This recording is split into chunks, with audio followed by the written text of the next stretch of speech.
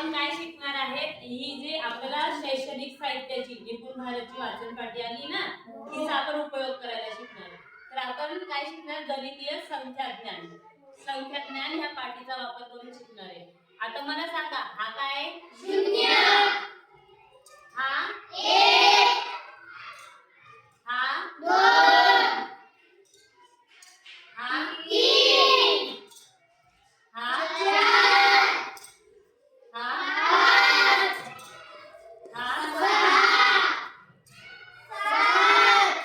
8. 9. आता हे सगळे नंबर्स वापरून आपण आधी संख्या तयार करून घेणार. आता मला सांगा, ही किती अंकी संख्या आहे? 1. आणि ती संख्या कोणती आहे? 1. आता ही किती अंकी संख्या आहे? 1. आणि ती संख्या कोणती आहे? 4. ही किती अंकी संख्या आहे? 2. आणि ती संख्या काय आहे? 41. ही किती अंकी संख्या आहे? 3. आणि ही संख्या काय आहे बरं का? 424. ही संख्या किती अंकी आहे? 4. आणि ती संख्या काय आहे? 4196. आता तुम्हाला स्थानिक किंमत काय माहिती आहे? हो. ज्या स्थानावर ती संख्या आहे, हे स्थान कोणतं संख्येचं? स्थान कोणतं? हे दशक, हे शतक आणि हजार. आता ज्या स्थानावरती संख्या असते त्याच्यानुसार तिची किंमत बदलते. मग आता ही 6 ची किंमत काय? 6.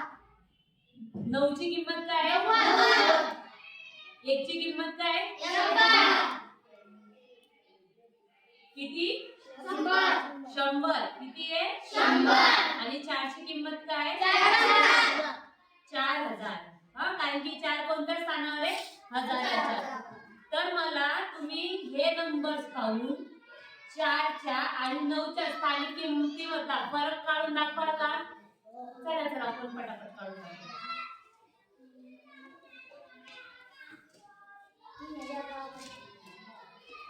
कितीचा फरक आहे?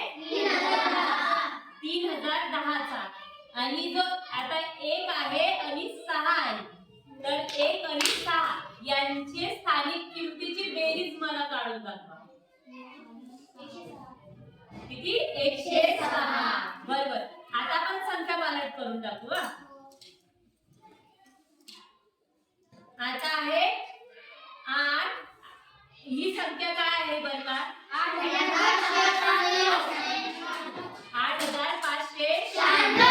तर मला 8 आणि 5 च्या स्थानिक किमतीचा फरक काढून दाखवा. 5 च्या स्थानिक किमतीचा किती? 7500. आणि 8 आणि 5 च्या स्थानिक किमतींची बेरीज करून दाखवा. 8500. एकदम करेक्ट.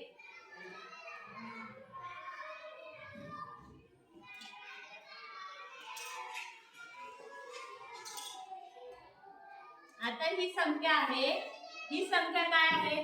8560. तर 5 ची आणि 7 ची स्थानिक किमतीतला फरक काढून दाखवा.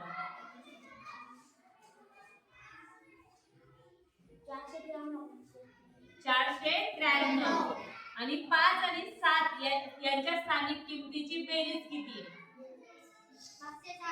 507. मग आता ही संख्या पेटी कशी वापरायची समजलं? तर अशाच पद्धतीने हे जे नंबर्स आहेत हे वापरून मला वेगवेगळ्या संख्या तयार करून दाखवा.